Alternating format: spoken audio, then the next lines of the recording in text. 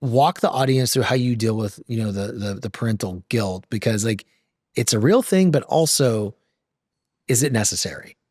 Right. So as a realtor, like my phone, like you, like, because, real estate deals, Yeah. it's like always like my phone's going off. And so how I deal with the mom guilt is I really try to spend like, I've started trying to have dinner with my kids and just have like really meaningful like conversations. And, it sounds like kind of like cliche, but, just really enjoying making the most of the time you have with your kids and doing things with them. Like, and, I tried to do the like one-on-one, like, but it's really hard with 3 kids. Yeah. So I really just try to spend like quality time with them and really hear about their day. And just instead of, just kind of like, and it's on the amount of time, it's more the quality of the time, I guess. I'm with that, right? Because everybody talks about balance, right? And if we talk about balance, and I'm like 8 hours at work, 8 hours with my child, 8 hours in the gym, 8 hours reading, 8 hours with God, like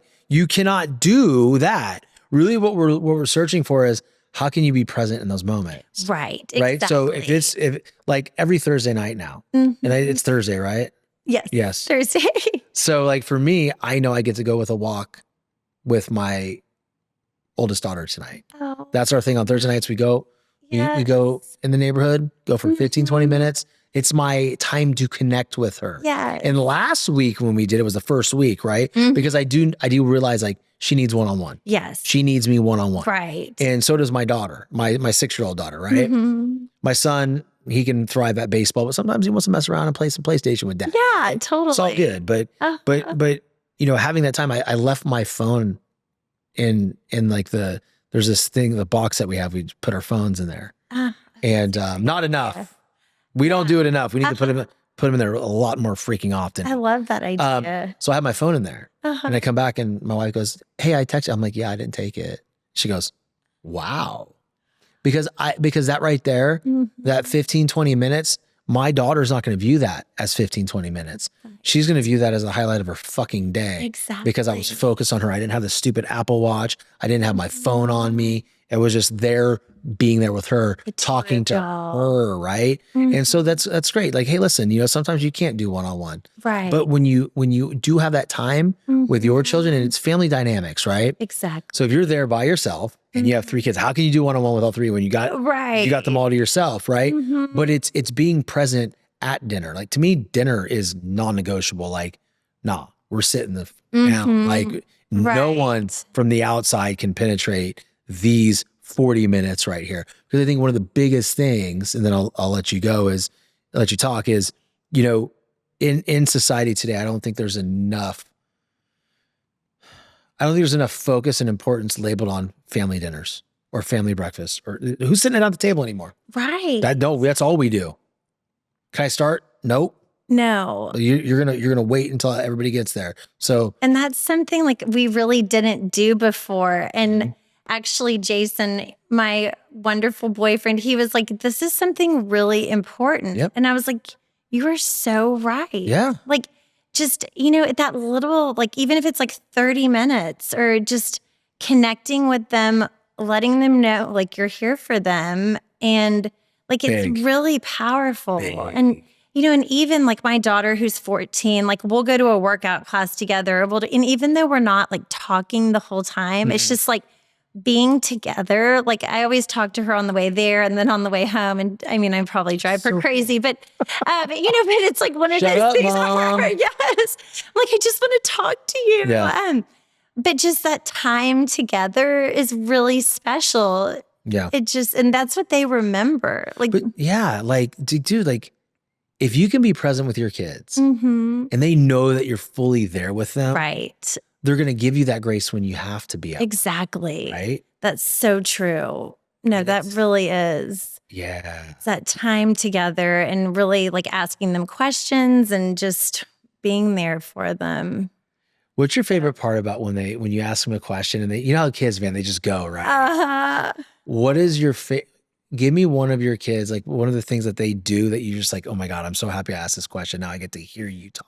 Oh my gosh. Well, my William, He is so funny. So my boys go to an all boys school, and the stories that they have, like every time I ask him, like, how was your day? Like, especially on field trip days, they go on these really cool field trips, like to parks, and they go hiking and stuff. And he always has a hilarious story about his friends, or somebody like jumped in the lake, or somebody was in the mud, or I always love, like, he will tell me these elaborate stories. Right. And my other two, I'll get like little like pieces of their day, but I won't get like these stories that William tells me. And, you know, I'm always like, gosh, like, thank you. Yeah. Like, I really, because I always want to know about their days, and I want to hear like about their friends and everything. And also when they have friends in the car, that's also another thing. Cool, yeah.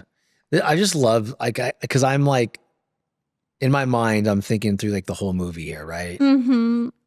The time when your ex-husband was around, then during the divorce, and the fact there was a point where he was trying to take your kids completely. We'll get to that, right? But now you have a good dude in your life who's stressing the importance of family dinners. Yes. Bro, that's fucking amazing. I know. Right? And that shows your children now that this man is treating their mom with respect, and not just that, but valuing them too.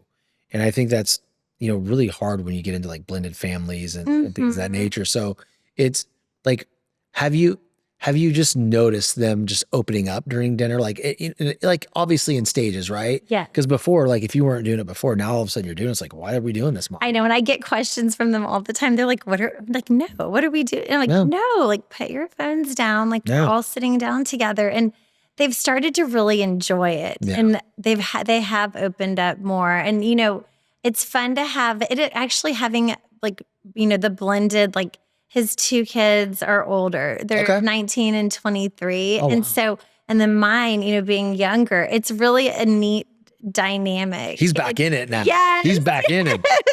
He's got to raise Kid 3 more again. Like, you ain't done, bro. You come back in here. Thankfully, he loves kids. So I'm like, oh, thank you. Fantastic. But just, you know, it really, they feel more comfortable, and they know, they look forward to it. Yeah. Which was something I wasn't expecting to happen. That's amazing, because you broke a cycle. Yes. You know, everybody talks about cycles, right? And like if it and then obviously there was a movie out there, it ends with me, or ends with us, or something like that. Oh yes, like, I've heard about there's that. Controversy about that now. I think I bring that up with Blake Lively and Justin Baldoni. Oh yeah. It's getting old. We're not going to touch on that.